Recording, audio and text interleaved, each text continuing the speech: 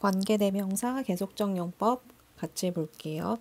일단 우리 관계대명사는 명사 뒤에 쓰이는 형용사 형태 중에 하나였는데 일단 여기가 설명을 하기 위한 거니까 명사 뒤에 who나 which나 that 이런 형태의 관계대명사가 나와서 앞에 있는 명사를 수식을 해주는 형태였죠.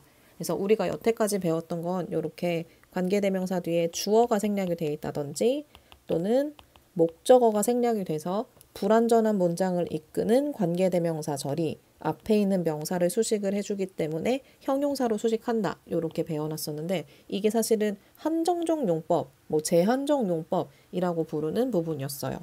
여기에 한정적 용법.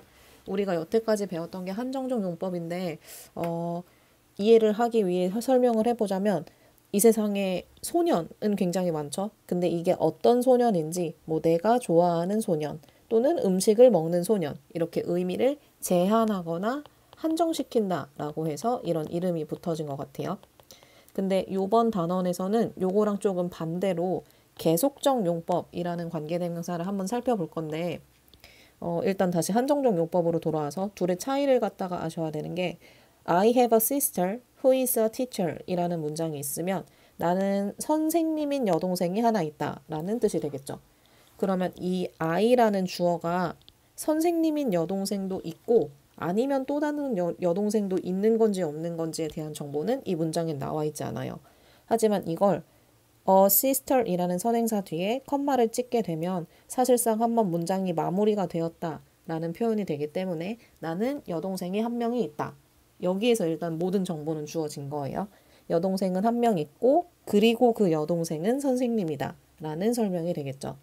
그래서 한정적, 계속적 이런 의미가 중요하다기보다는 앞에 나온 선행사에 대한 추가적인 내용을 전달하기 위한 게 관계대명사의 계속적 용법, 컴마로 구별을 한다라고 생각을 해주시면 될 것 같아요.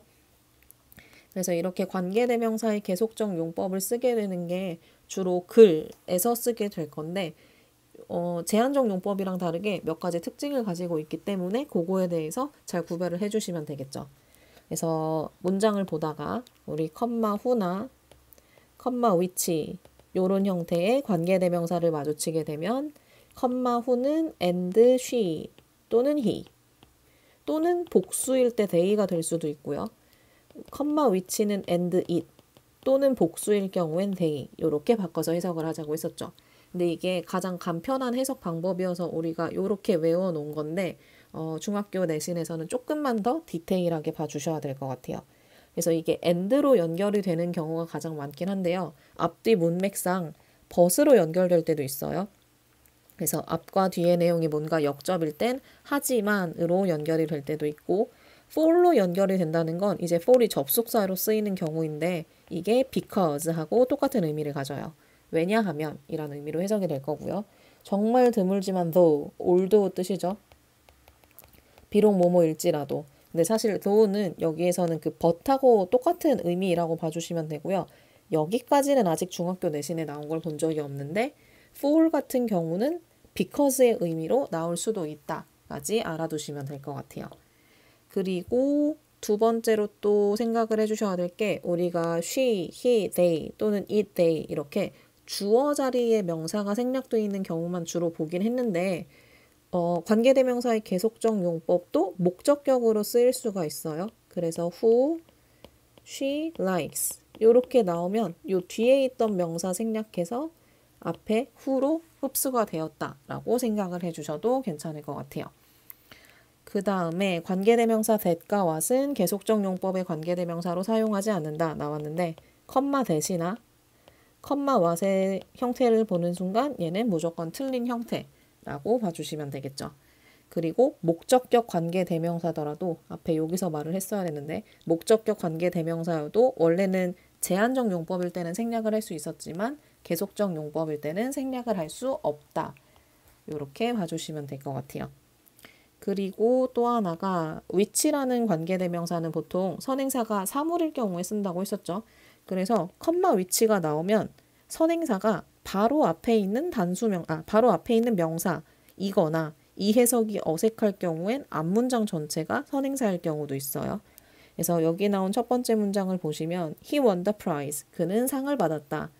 그리고 그것은 greatly pleased his parent. 그의 부모님을 매우 기쁘게 만들었다. 그럼 상이 기쁘게 만들었다기보다는 상을 받은 거 자체, 그 사실 자체가 기쁘게 만든 게 조금 더 자연스럽기 때문에 여기에서 and is로 바꾸셔도 되고요. this로 바꿔도 되고 요거는 어쨌든 앞문장 전체를 가리킬 거예요. 두 번째 문장도 he said, 그는 말했다. He had lost his wallet. 그가 그의 지갑을 잃어버렸다고. 하지만 그것은 거짓말이었다. 여기서 그리고 그것은 거짓말이었다가 어색하기 때문에 하지만이라는 접속사로 연결을 할 거고요. 그리고 요 it이 가리키는 게 바로 앞에 있는 지갑이라고 가정을 해보면 지갑은 거짓말이었다. 굉장히 어색한 문장이 나오겠죠. 그래서 앞문장 전체가 요 it을 갖다가 대신하는 선행사라고 봐주시면 되고요. 그가 지갑을 잃어버렸다는 그 사실 자체가 거짓말이었다 라고 될 거고, 이렇게 선행사가 앞문장 전체일 경우엔 단수 취급하는 거, 요거를 기억을 해주시면 될 것 같아요. 그래서 선행사, who나 which 나올 때 바로 뒤에 뭐 현재 시제 동사가 나온다거나 또는 비동사가 나오는 경우에 is가 아니라 are로 쓸까요? 그래서 현재 시제나 비동사가 나오는 경우에는 선행사를 찾으셔서 수일치하는 걸 제일 처음으로 살펴봐 주셔야 되고요. 근데 이제 만약에 현재 시제가 아니라 had 말고 뭐 ate라거나 이런 식의 과거 시제처럼 보이는 거 다른 걸로 쓸게요. used 같은 거. 이런 식의 현재 시제가 아닌 애가 나오면 이건 또 태를 갖다가 한번 생각을 해주셔야 돼요. 태일치라고 일단 표현을 해볼까요? 얘도 선행사를 찾아서 선행사가 직접 사용을 하는 건지 또는 사용이 되는 건지 그렇게 나올 수도 있다라는 것까지 알아주시면 되겠죠. 그래서 뒤에서는 여기서 이렇게 한정적 용법과 계속적 용법 요거를 구별을 해놓은 건데 가장 큰 차이는 일단 컴마가 있다 이거일 거고, 그리고 앞문장에 컴마 앞까지를 첫 번째 문장으로 잡으시고 해석을 끝낸 뒤에 문장을 해석을 해주시면 되고요. 관계대명사 that 사용할 수 없는 거, 그리고 생략할 수 없는 거, 마지막으로 접속사 플러스 대명사로 바꿔 쓸 수 있는 거. 또 하나만 다시 적자면 앞문장 전체를 선행사로 삼을 수 있는 거.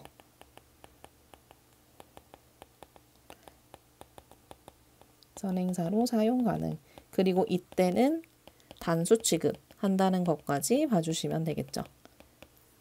그래서 뒤에 있는 워크북을 푸시면서 다시 한번 내용을 확인을 해주시면 될 것 같아요.